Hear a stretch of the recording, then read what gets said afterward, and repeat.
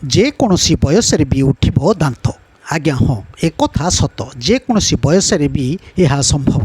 ବିକଶିତ ହେଲା ନୂଆ ଔଷଧ। ଯେକୌଣସି ବୟସରେ ବି ମଣିଷର ଉଠିପାରିବ ଦାନ୍ତ। ସାଧାରଣତଃ ପିଲାମାନଙ୍କର ଦାନ୍ତ ପଡ଼ିଯିବା ପରେ ପୁଣି ଥରେ ନୂଆ ଦାନ୍ତ ଉଠିଥାଏ, କିନ୍ତୁ ବୟସ ବଢ଼ିବା ପରେ ଏହା ସମ୍ଭବ ହୋଇନଥାଏ। ଏଣିକି ଦାନ୍ତ କେବଳ ପିଲାବେଳ ନୁହେଁ, ଯେକୌଣସି ବୟସରେ ଉଠିବା ସମ୍ଭବ। ଜାପାନର ବୈଜ୍ଞାନିକମାନେ ଏକ ନୂତନ ପ୍ରକାର ଔଷଧର ଉଦ୍ଭାବନ କରିଛନ୍ତି, ଯାହାକି ଡେଣ୍ଟାଲ ମେଡିସିନ୍ କ୍ଷେତ୍ରରେ ଏକ ବଡ଼ ସଫଳତା ଆଣିଛି। ବୈଜ୍ଞାନିକମାନେ ବିକଶିତ କରିଥିବା ଆଣ୍ଟିବଡି ଔଷଧ ଦ୍ୱାରା ଯେକୌଣସି ବୟସରେ ବି ଲୋକଙ୍କର ଦାନ୍ତ ଉଠିପାରିବ। ମୁଖ୍ୟତଃ ଏହା ଦ୍ୱାରା ଏବେ କିଶୋରାବସ୍ଥାରେ ଦାନ୍ତ ମଧ୍ୟ ଉଠିବା ସମ୍ଭବ। ପ୍ରାକୃତିକ ଉପାୟରେ ଔଷଧ ମାଧ୍ୟମରେ ଦାନ୍ତ ଉଠିବା ଘଟଣା ବିଶ୍ୱରେ ପ୍ରଥମ।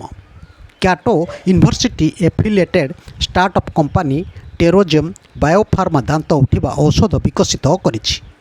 ଏହି ଔଷଧ USG1 ଜିନ୍କୁ ଟାର୍ଗେଟ୍ କରି ଦାନ୍ତର ବିକାଶକୁ ରୋକିବା ଏବଂ ନୂଆ ଦାନ୍ତ ଉଠିବା ଦିଗରେ କାର୍ଯ୍ୟ କରିଥାଏ।